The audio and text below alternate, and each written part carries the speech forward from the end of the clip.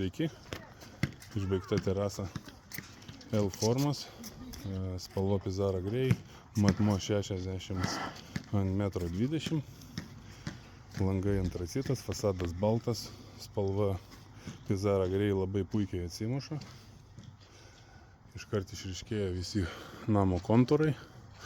Labai dažnai aš ir daugumai klientų ir sakau, kad rinktis daugiau šviesią spalvą, dėl to, kad jinai yra labai praktiška ir tokiu atveju, kai yra visokie moliai ar kažkokie dar aplinkos darbai, tai labai mažai purvo matosi. Aišku, šita terasa dabar nuplauta su kercheriu, išdžiūvus, bet iš principo šviesesnė spalva mažiau matosi purvo, jinai yra praktiškesnė.